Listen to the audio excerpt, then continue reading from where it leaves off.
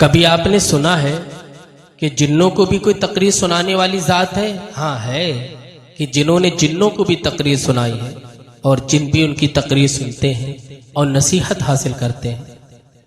हजरत अब्दुल्ला का बयान है कि एक मर्तबा मैं बसरा में था और बसरा में शब रोज मेरे गुजर रहे थे।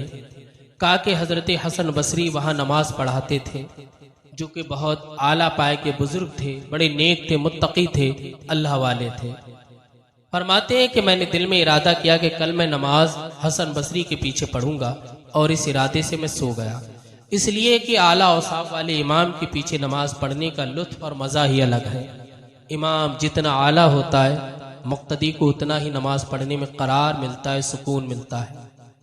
कहते हैं कि मैं सो गया और फजर के वक्त मेरी आंख खुली तो मैं मस्जिद की तरफ आया।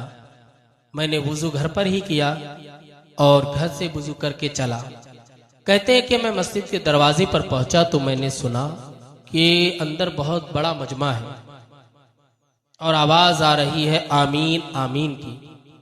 कहते हैं कि मैं मस्जिद की तरफ जैसे ही अंदर दाने को दाखिल हुआ, मैंने देखा कि मस्जिद के दरवाजा लगा हुआ है, अंदर से बंद है, सिर्फ आवाज में सुन रहा और महसूस कर रहा हूँ। हजरत अब्दुल्ला कहते हैं कि काफी देर हो गई, मुझे यह खौफ लाहिक हुआ कि कहीं नमाज फजर का वक्त ना निकल जाए और मेरी नमाज छूट जाए। कहते हैं मगर मैं बैठा रहा और आमीन आमीन की आवाज मैंने बहुत देर तक सुनी। ऐसा लग रहा था अंदर कोई जलसा हो रहा, कोई तकरीरी प्रोग्राम हो रहा है और लोग बाद नमाज ईशा से बैठे हैं कि अब बैठे बैठे उन्हें फजर का वक्त हो गया। कहते सारी बातें मैं महसूस कर रहा था। थोड़ी देर के बाद दरवाजा खुलता है। कहते मैं बड़ा खुश था कि अंदर बहुत सारे लोग हैं और उनसे मुलाकात होगी।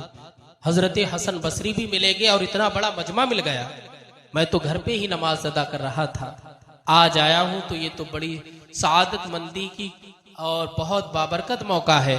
कहते हैं मैं जैसे ही अंदर दाखिल हुआ, मेरी आंखें फटी की फटी रह गई। मैं क्या देखता हूं कि हजरत हसन बसरी तने तनहा है, कोई मजमा नहीं, कोई जमात नहीं, कोई सुनने वाला नहीं, और आवाजें ऐसी आ रही थीं जैसे मस्जिद में बहुत बड़ा जम्मे गफीर है, बहुत लोग हैं। कहते मैं हजरत हसन बसरी की बारगाह में गया। मैंने कहा हुजूर, मैंने जो सुना है क्या वो हक और सच नहीं था? हजरत हसन बसरी फरमाते यकीनन वो सच था। लेकिन ऐ हसन बसरी, आपने फरमाया कि ऐ अब्दुल्ला, मैंने आज तक इस राज को किसी से नहीं कहा है, तुम भी मत कहना। हजरत अब्दुल्ला ने वादा किया मैं किसी से नहीं कहूंगा। कहा एक जमात मेरे पास आई कि जिन्होंने मुझसे वादा लिया कि हम हर जुमा की रात में आपसे तकरीर सुनेंगे और पूरी रात सुनेंगे। कहते हैं ये जिन्नातों की जमात आती है, मैंने तकरीर करता हूं और ये फजर के वक्त जाती है। का ये सिलसिला काफी सालों से चल रहा है।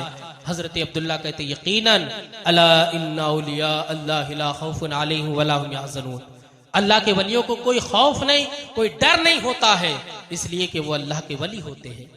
जिन्नात आपकी बारगाह में आ रहे हैं, जानुए तलम्मुस तय कर रहे हैं, आपको अपना उस्ताद मान रहे हैं, आपको अपना आलिम मान रहे हैं और आपसे तकरीर सुनकर के जा रहे हैं।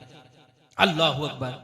ये देखो हजरत हसन बसरी और ये बुजुर्गों की ताकत है कि जिन्नात भी इनके पास आकर के इल्म हासिल किया करते हैं और इनके गुलाम बनकर के जिंदगी गुजारते हैं। मेरे दोस्तों, हमेशा अल्लाह वालों से मुंसलिक रहें, अल्लाह वालों से इस्तिफाजा हासिल करें।